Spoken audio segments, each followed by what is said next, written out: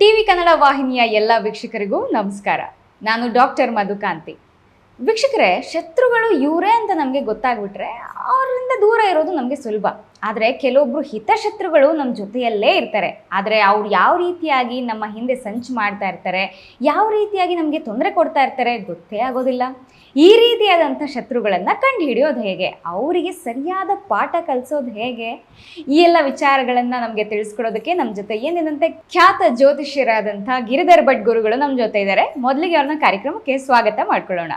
ನಮಸ್ಕಾರ ಗುರುಗಳೇ, ಕಾರ್ಯಕ್ರಮಕ್ಕೆ ಪ್ರೀತಿಯ ಸ್ವಾಗತ. ನಮಸ್ಕಾರ ಗುರುಗಳೇ, ಶತ್ರುಗಳು ಇವರೇ ಅಂತ ನಮಗೆ ಗೊತ್ತಾಗ್ಬಿಟ್ರೆ ಅವ್ರನ್ನ ದೂರ ಇಡೋದು ಸುಲಭ, ಅಥವಾ ಅವರಿಂದ ಆಗುವಂಥ ಉಪಟಳಗಳನ್ನು ನಾವು ತಡೆಯೋದು ಸುಲಭ ಗುರುಗಳೇ.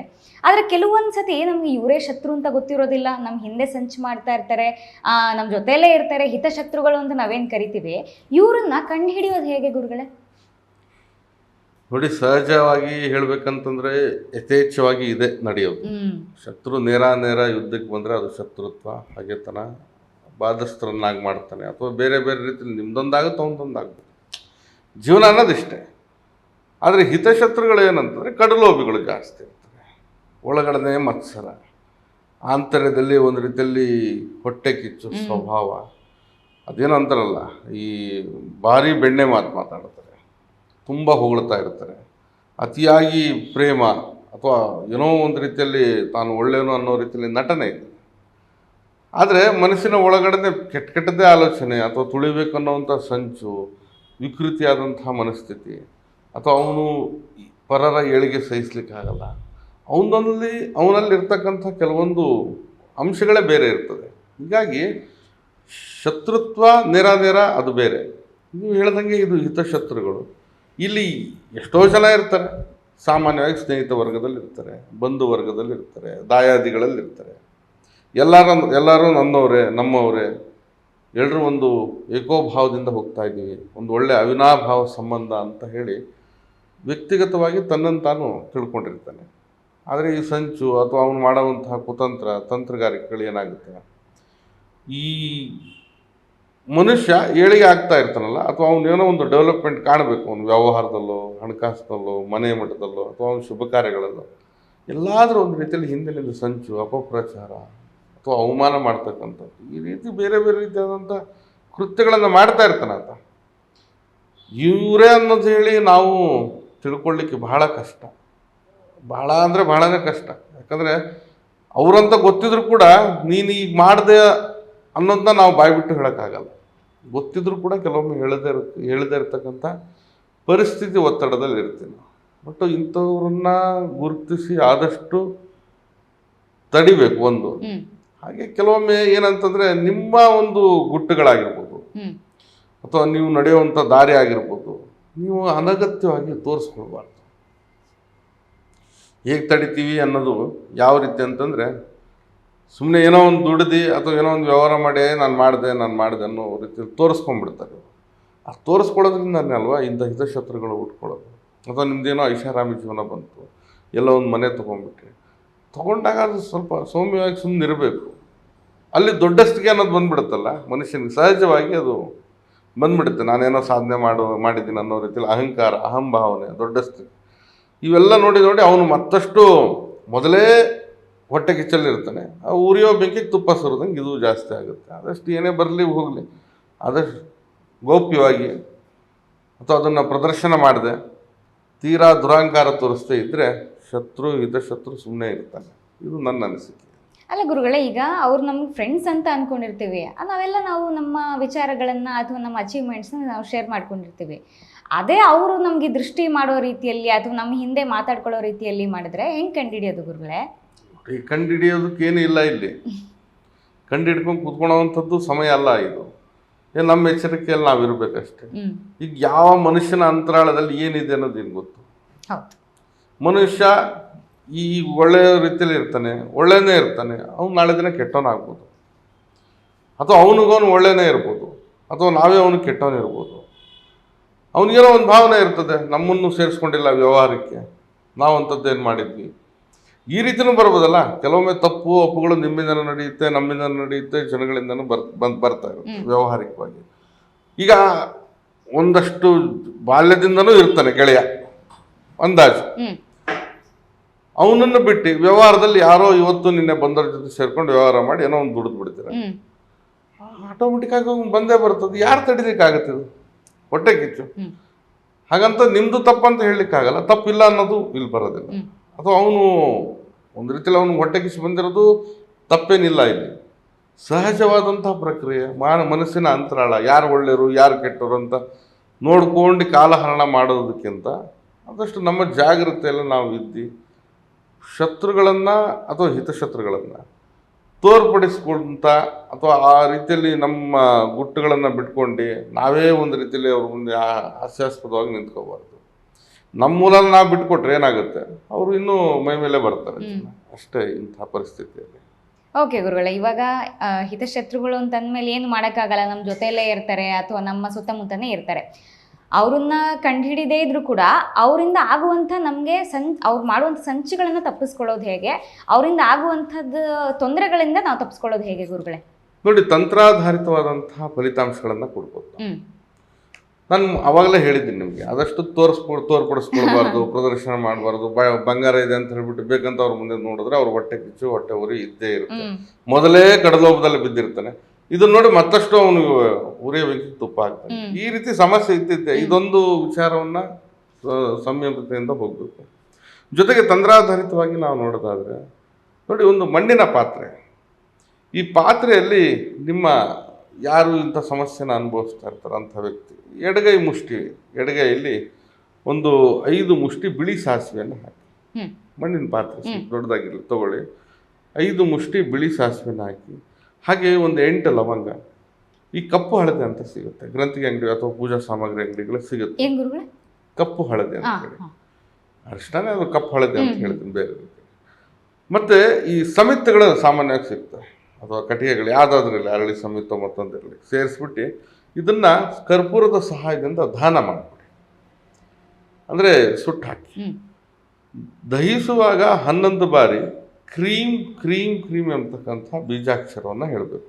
ಏನು ಕ್ರೀಮ್ ಎಂಬತಕ್ಕಂಥದ್ದನ್ನು ದಹಿಸುವಂಥ ಸಂದರ್ಭದಲ್ಲಿ 11 ಬಾರಿ ಹೇಳಿ. ಹಾಗೆ ಈ ಆ ಕ್ರೀಮ್ ಒಂದೊಂದು ಸಲ ಹೇಳುವಾಗಲೂ ಕೂಡ ಈ ಸಾಸಿವೆ ಎಣ್ಣೆ ಇರ್ತದಲ್ಲ ಅದ್ರ ಮೇಲೆ ಸುರಿತಾ ಹೋಗಿ, ಸಮಿತಿಗಳನ್ನು ನಾವು ಬೆಂಕಿ ಹಚ್ಚಿರ್ತೀವಿ, ಅದ್ರ ಮೇಲೆ ಸಾಸಿವೆಯನ್ನು ಹಾಕ್ತಾ ಕ್ರೀಮ್ ಕ್ರೀಮ್ ಕ್ರೀಮ್ ಅಂತಕ್ಕಂಥದ್ದು ಹೇಳ್ತಾ ಹೋಗಿ.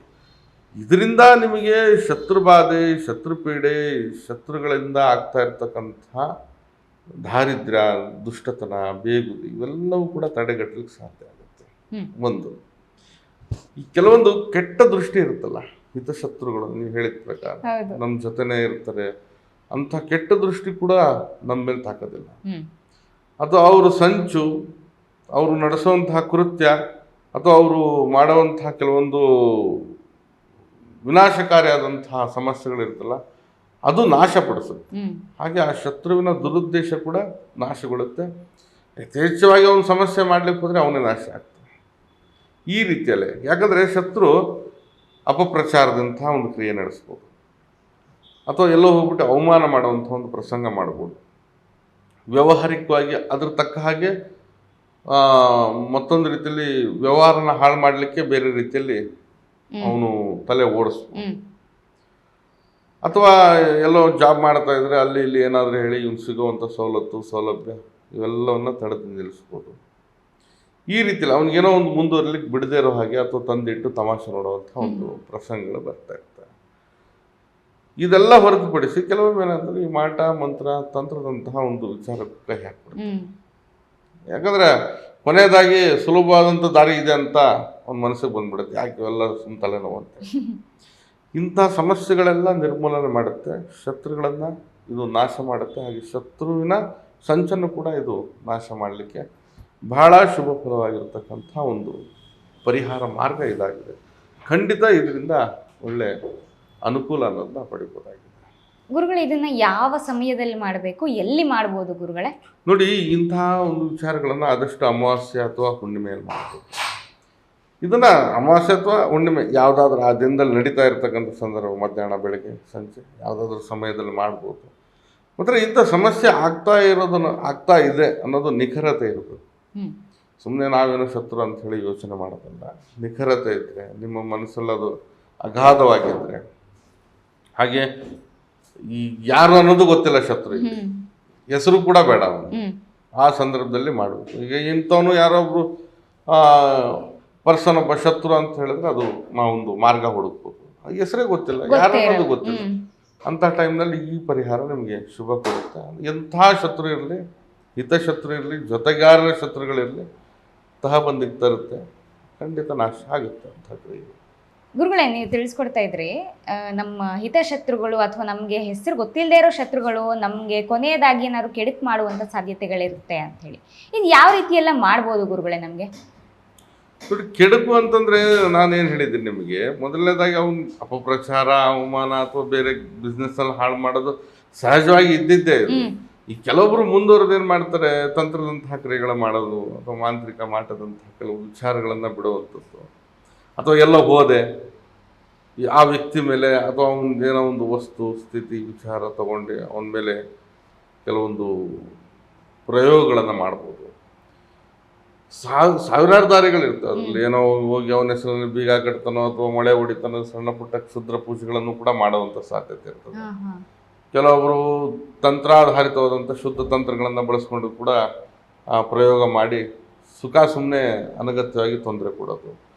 ಕೆಲವೊಬ್ರು ಅದೇ ಹೇಳಿದ್ರಲ್ಲ, ಅಕ್ಕಪಕ್ಕನೇ ಇರ್ತಾರೆ, ಭಾರಿ ಒಂದು ಒಳ್ಳೆ ಸಾಂಗತ್ಯದಲ್ಲೋ ಅಥವಾ ಅನುಕೂಲಕರವಾಗಿ ಒಳ್ಳೆ ಸ್ನೇಹ ವರ್ಗದಲ್ಲೇ ಇರ್ತಾರೆ. ಅಂಥವ್ರು ಹೋಗೋದು ಬರೋದು ಆರಾಮಾಗಿರುತ್ತೆ, ಏನೋ ಒಂದು ತಂದು ಮನೇಲಿ ಹಾಕ್ಬೋದು. ಇಂತಹ ಒಂದು ಸಮಸ್ಯೆನ ಮಾಡ್ಬೋದು. ಇದನ್ನು ಹೊರತುಪಡಿಸಿ ಇನ್ನೂ ಏನಾಗುತ್ತೆ ಅಂತಂದರೆ, ಈ ಜೊತೆಗೆ ಇರ್ತಾರೆ, ಒಂದೊಳ್ಳೆ ಚೆನ್ನಾಗಿ ಮಾತಾಡ್ಕೊಂಡು ತಿನ್ಕೊಂಡು ಒಂದೇ ರೀತಿಯಲ್ಲಿ ಇರ್ತಾರೆ.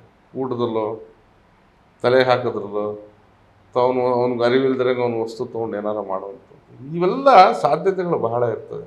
ಅಂದರೆ ಇದು ಯಾವಾಗ ಅಂದರೆ ಅವನದೇನೂ ನಡೆಯಲ್ಲ ಅಥವಾ ಅವನಿಗೆ ಬೇರೆ ದಾರಿ ಕಾಣದೇ ಇದ್ದಾಗ ಹೊಟ್ಟೆ ಕಿಚ್ಚು ಬಹಳ ಮನುಷ್ಯನ ಕೆಟ್ಟದಲ್ವ ಇದು. ಅತಿ ಆಸೆ ಅಥವಾ ಕಡು ಲೋಭತ, ಅರಿಷಡ್ ವರ್ಗಗಳು ಸಾಮಾನ್ಯವಾಗಿ ಇದ್ದಿದ್ದೇವೆಲ್ಲ. ಇವೆಲ್ಲ ಮನಸ್ಸಿಗೆ ಬಂದವನಿಗೆ ದುರುದ್ದೇಶ ಏನಂತಂದರೆ, ಹಿಂಗಾರ ಮಾಡಿ ಏನಾರ ಆಗಲಿ ನಾನು ಈತನನ್ನು ಹೇಗಾದ್ರೂ ಮಾಡಿ ಮುಗಿಸ್ಲೇಬೇಕು ಅಥವಾ ನಾಶಗೊಳಿಸಲೇಬೇಕು, ಇವನು ಹಳ್ಳ ಹಿಡಿಲೇಬೇಕು ಅಥವಾ ಇವನು ಯಾವುದಾದ್ರೂ ಒಂದು ಪ್ರಮಾಣದಲ್ಲಿ ನೆಲಕಚ್ಚಬೇಕು. ಇದೊಂದು ಮಾನಸಿಕತೆ, ಅದು ಅವನ ಮನಸ್ಸಲ್ಲಿ ನಡೆಯುವಂಥ ಒಂದು ತಳಮಳ. ಇದು ಸರ್ವೇ ಸಾಮಾನ್ಯವಾಗಿ ಇರ್ತದೆ ಕೆಲವೊಬ್ಬರಲ್ಲಿ, ಸಹಜ ಸ್ಥಿತಿ ಅದು ಕೆಲವೊಮ್ಮೆ. ಇದನ್ನು ನಾವು ತಡೆಗಟ್ಟಬೇಕಾಗತ್ತೆ ಆದಷ್ಟು. ಹಾಗಾಗಿ ನಾನು ಹೇಳಿದ್ದಲ್ಲ, ಪರಿಹಾರ ನಿಮಗೆ ಖಂಡಿತ ಅದು ಕೆಲಸ ಮಾಡುತ್ತೆ. ಮತ್ತು ಯಾರ್ಯಾರೋ ಎಲ್ಲೆಲ್ಲೋ ಹೋಗಿ ಅದೇನೇನೋ ಖರ್ಚು ಮಾಡ್ಕೊಂಡು ಮಾಡುವಂಥ ಒಂದು ವ್ಯವಸ್ಥೆ ಇರೋದಿಲ್ಲ. ಎಲ್ಲದಕ್ಕೂ ದುಡ್ಡೇ ಅಲ್ವ ಈಗ, ಖರ್ಚು ಮಾಡೋಕ್ಕೆ ಸಾಧ್ಯ ಇರೋದಿಲ್ಲ. ಅಂಥವ್ರು ಈ ಒಂದು ಪರಿಹಾರ ಮಾಡಿದ್ರು ಕೂಡ ಏನೂ ಇಲ್ಲ ಇದರಲ್ಲಿ ಖರ್ಚು ಮಾಡುವಂಥದ್ದು. ಸಮಯ ಒಂದು ಸ್ವಲ್ಪ ಇಟ್ಟರೆ ಸಾಕಷ್ಟು, ಖಂಡಿತ ಶತ್ರುಗಳಿಗೆ ಒಂದು ದಾರಿ ತೋರಿಸ್ಬೋದಾಗಿದೆ. ಹಾಗೆ ಅದಕ್ಕಿಂತ ಮುಖ್ಯವಾಗಿ ನಮಗೆ ಒಂದು ರಕ್ಷಣೆ ಅಥವಾ ನಾವು ಬೆಳವಣಿಗೆಗೆ ಏಳಿಗೆಗೆ ಯಾವುದೇ ದೃಷ್ಟಿ ಇಂಥದ್ದೆಲ್ಲ ಆಗದಿರೋ ಹಾಗೆ, ಹಿತಶತ್ರುಗಳು ಕಣ್ಣು ಬೀಳದಿರೋ ಹಾಗೆ ಒಂದು ಒಳ್ಳೆ ರೀತಿಯಲ್ಲಿ ಅನುಕೂಲ. ಅಥವಾ ನಾಳೆ ದಿನ ಅವ್ರು ಏನಾರು ಮಾಡಿಕೊಂಡ್ರು ಕೂಡ ನಮಗೇನೂ ನಡೆಯೋದಿಲ್ಲ. ನಮ್ಮ ಜೀವನ ಒಂದು ಸಾರ್ಥಕತೆಯಾಗಿ ಒಂದು ಲಕ್ಷಣವಾಗಿ ಒಳ್ಳೆ ರೀತಿಯಲ್ಲಿ ಹೋಗುತ್ತೆ ಅನ್ನೋದಕ್ಕೆ ಈ ಪರಿಹಾರ ನಿಮಗೆ ಖಂಡಿತ ಇದೆ. ಗುರುಗಳೀಗ ಈ ಪರಿಹಾರ ಆದ ನಂತರ ಅವರು ಹಿತಶತ್ರುಗಳಿಂದ ಆಗ್ತಾ ಇರುವಂಥ ತೊಂದರೆ ನಮಗೆ ತಪ್ಪುತ್ತೆ ಅನ್ನುವಂಥದ್ದು ನಮ್ಗೆ ಹೆಂಗೆ ಗೊತ್ತಾಗುತ್ತೆ ಗುರುಗಳೇ? ಹೇಗೆ ಗೊತ್ತಾಗುತ್ತೆ ನಮಗೆ ಅವರಿಂದ ತೊಂದರೆ ಆಗ್ತಾ ಇಲ್ಲ ಅಂತ? ನೋಡಿ, ಬೆಳವಣಿಗೆ ಅನ್ನೋದು ಎಲ್ಲದಕ್ಕೂ ಒಂದು ಮಾರ್ಗ. ಆ ಬೆಳವಣಿಗೆ ಇಲ್ಲ ಅಂತಂದರೆ ಏನೋ ಆಗಿದೆ, ಏನೋ ಎಡವಟ್ಟಾಗಿದೆ, ನಮ್ಮಿಂದನಾದರೂ ಪ್ರಮಾದ ಆಗಿದೆ ಅಥವಾ ಹೊರಗಿನಿಂದ ಆದರೂ ಪ್ರಮಾದ ಆಗಿದೆ ಅನ್ನೋದು ನಾವು ಖಾತ್ರಿ ಮಾಡ್ಕೊತಾ ಇರ್ತೀವಿ. ನಮ್ಮ ಕೆಲಸ ಕಾರ್ಯ ಸುಲಲಿತವಾಗಿ ನಡೀತಾ ಇದ್ದು ಆದಷ್ಟು ಒಂದು ದಿನ ಏಕವಾಗಿ ಬೆಳವಣಿಗೆ ಆಗ್ತಾ, ವ್ಯಾಪಾರ ವ್ಯವಹಾರದಲ್ಲಿ ಡೆವಲಪ್ಮೆಂಟ್ ಆಗ್ತಾ, ಮನೆಯಲ್ಲಿ ಒಂದು ರೀತಿಯಲ್ಲಿ ಒಳ್ಳೆಯ ವಿಚಾರ, ಯಾರಿಗೂ ಬೇಡದೇ ಇರುವಂಥ ಪರಿಸ್ಥಿತಿ ಬರಬೇಕು. ಏನಾಗುತ್ತೆ, ಕೆಲವೊಬ್ರೆ ಅಲ್ಲಿ ಸಾಲ ತೆಗಿ, ಇಲ್ಲಿ ತೆಗಿ, ಮನೇಲಿ ಕಿರಿಕಿರಿ, ಜಗಳ, ಮಕ್ಕಳು ಸರಿ ಇಲ್ಲ, ಹೆಂಡತಿ ಸರಿಗಿಲ್ಲ, ಗಂಡ ಸರಿಗಿಲ್ಲ, ಇವೆಲ್ಲ ಕಾಡಾಟ, ಕಿರಿಕಿರಿ, ದುಡ್ಡಿದ್ದನಿಗೂ ಇದೆ, ಇಲ್ದಿರೋನಿಗೂ ಇದೆ ಸಮಸ್ಯೆ. ಯಾವುದೂ ಕಿರಿಕಿರಿ ಕಾಡಾಟ ಇಲ್ಲದೆ ನೆಮ್ಮದಿಯಾಗಿ ಏನೋ ಕೆಲಸ ಮಾಡ್ಕೊಂಡು ಜೀವನ ಮಾಡ್ಕೊಂಡು ಹೋಗ್ತಾ ಇರ್ತಾರೆ. ಅಥವಾ ಅವನು ಇಷ್ಟಪಟ್ಟಿದ್ದು ಏನಾದರೂ ಒಂದಿರಲಿ, ಪಡೆಯುವಂಥ ಸೌಕರ್ಯ ಒಂದು ಸಕಾಲದಲ್ಲಿ ಅದು ಲಭ್ಯ ಆಗ್ತದಲ್ಲ. ಇಲ್ಲೇ ನಾವು ತಿಳ್ಕೋಬೇಕು, ಭಗವಂತ ನಮ್ಗೆ ಚೆನ್ನಾಗಿಟ್ಟಿದ್ದಾನೆ, ನಾನು ಖುಷಿಯಾಗಿದ್ದೀನಿ ಅಂದರೆ ಎಲ್ಲ ಚೆನ್ನಾಗಿದೆ ಅಂತ. ಏನೋ ಒಂದು ಸಮಸ್ಯೆ ಆಗ್ತಾ ಇದೆ, ಯಾಕಪ್ಪ ಹಿಂಗಾಗ್ಬಿಟ್ಟಿದೆ, ಏನು ದರಿದ್ರ ಬೆಟ್ಕೊಂಡ್ಬಿಟ್ಟಿದೆ ಅನ್ನೋದು ಮನಸ್ಸಿಗೆ ಬಂದರೆ ಖಂಡಿತ ಅಲ್ಲೇನಾರು ಆಗಿದೆ ಅಂತ. ಇದ್ರ ಮೇಲೆ ನಾವು ಅವಲೋಕನ ಮಾಡಬೇಕು, ಶತ್ರು ಮಾಡಿದಾನೋ ಬಿಟ್ಟಿದ್ದಾನೋ ಅಲ್ವಾ. ನಮಗೆ ಸಮಸ್ಯೆ ಬಂದಾಗ ಆ ಸಮಸ್ಯೆಗೆ ಯಾಕೆ ಬರ್ತಾ ಇದೆ, ನಾನೆಲ್ಲಿ ತಪ್ಪು ಮಾಡ್ತಾ ಇದ್ದೀನಿ ಅನ್ನೋದು ಯೋಚನೆ ಭಾಳ ಮುಖ್ಯ. ನಾಳೆ ಸರಿ ಆಗುತ್ತೆ, ನಾಳೆ ಸರಿ ಆಗುತ್ತೆ ಅಂತ ಸಮಯನ ಹಾಳು ಮಾಡಬೇಕು. ಸ್ವಲ್ಪ ಅದ್ರ ಬಗ್ಗೆ ಯೋಚನೆ ಮಾಡಬೇಕು, ಸರಿ ಮಾಡ್ಕೊಳ್ಳಿಕ್ಕೆ ನೋಡಬೇಕು. ಒಂದು ಬಿಸ್ನೆಸ್ ಇದೆ, ನಾನು ಎಲ್ಲೂ ಹೋಗ್ತಾನೆ ಇಲ್ಲ, ನನಗೇನೋ ಆಲಸ್ಯ ಬಂದುಬಿಟ್ಟಿದೆ, ವ್ಯವಹಾರ ಚೆನ್ನಾಗಿ ನಡೀತಾ ಇದೆ ಅಂದರೆ ವ್ಯವಹಾರ ಬಿದ್ದೋಗಿದೆ ಅಂದರೆ ಇಲ್ಲಿ ಫಸ್ಟ್ ಆಫ್ ಆಲ್ ಇಲ್ಲಿ ಆಲಸ್ಯ ಇದೆ, ಅದನ್ನು ತಿಳ್ಕೊಳೋಣ, ನಾಳೆ ಸರಿ ಮಾಡ್ಕೊಳ್ಳೋಣ. ಹೀಗೆ ಆಲೋಚನೆ ಮನುಷ್ಯಂದು ಬೇರೆ ಇರುತ್ತೆ. ಚೆನ್ನಾಗಿದ್ರೆ ಎಲ್ಲ ಸರಿಗಿದೆ ಅಂತ ಅರ್ಥ, ಏನಾರ ಕೆಟ್ಟೋಗಿದ್ರೆ ಏನೋ ಸರಿಗಿಲ್ಲ ಅಂತ ನಾವು ತಿಳ್ಕೊಳ್ಬೇಕು ಅಷ್ಟೇ, ಬೇರೆ ಏನಿಲ್ಲ ಇದು. ಓಕೆ ಗುರುಗಳೇ, ಇವತ್ತು ಹಿತಶತ್ರುಗಳನ್ನು, ಸಾಮಾನ್ಯವಾಗಿ ಶತ್ರುಗಳ ಕಂಡುಹಿಡಿಯೋದು ಓಕೆ, ಹಿತಶತ್ರುಗಳಾಗ್ತಾ ಇರುವಂಥ ನಮಗೆ ತೊಂದರೆಗಳಿಂದ ಯಾವ ರೀತಿ ಮುಕ್ತಿಯನ್ನು ಪಡ್ಕೋಬೇಕು ಅಂತೇಳಿ ಸಿಂಪಲ್ ರೆಮಿಡೀಸನ್ನು ತಿಳಿಸ್ಕೊಟ್ರಿ ಗುರುಗಳೇ. ಧನ್ಯವಾದಗಳು. ನಮಸ್ಕಾರ. ನೋಡಿದ್ರಲ್ಲ ವೀಕ್ಷಕರೇ, ನಮ್ಮ ಹಿತಶತ್ರುಗಳು ನಮ್ಮ ಜೊತೆನೇ ಇರ್ತಾರೆ, ಬೆನ್ನಿಗೆ ಚೂರಿ ಹಾಕುವಂಥ ಕೆಲಸ ಮಾಡ್ತಾ ಇರ್ತಾರೆ. ಆದರೆ ಆ ಹಿತಶತ್ರುಗಳು ಕೊಡುವಂಥ ಕಾಟಗಳಿಂದ ಹೇಗೆ ಮುಕ್ತಿಯನ್ನು ಪಡ್ಕೋಬೇಕು, ಹೇಗೆ ಪರಿಹಾರವನ್ನು ಪಡ್ಕೋಬೇಕು ಅಂತ ಹೇಳಿ ಸಿಂಪಲ್ ರೆಮಿಡೀಸನ್ನು ಗುರುಗಳು ತಿಳಿಸ್ಕೊಟ್ಟಿದ್ದಾರೆ. ನೀವು ಕೂಡ ಈ ರೆಮಿಡೀಸನ್ನು ಫಾಲೋ ಮಾಡಿ ಅಂತ ಹೇಳ್ತಾ, ನೀವು ಗುರುಗಳನ್ನು ನೇರವಾಗಿ ಭೇಟಿಯಾಗಬೇಕು ಅಂತಿದ್ರೆ ಸ್ಕ್ರೀನ್ ಮೇಲೆ ನಂಬರ್ ಡಿಸ್ಪ್ಲೇ ಆಗ್ತಾ ಇದೆ, ಆ ನಂಬರ್ಗೆ ನೇರವಾಗಿ ಕರೆ ಮಾಡ್ಬೋದು. ಹಾಗೆ ಬೆಂಗಳೂರು ಯೂನಿವರ್ಸಿಟಿ ಕ್ವಾರ್ಟರ್ ಸರ್ಕಲ್ನಲ್ಲಿ ಗುರುಗಳ ಆಫೀಸ್ ಹಾಗೆ ನಿವಾಸ ಇರುತ್ತೆ, ನೀವು ನೇರವಾಗಿ ಬಂದು ಕೂಡ ಸಮಾಲೋಚನೆಯನ್ನು ನಡೆಸ್ಬೋದು. ನಮಸ್ಕಾರ.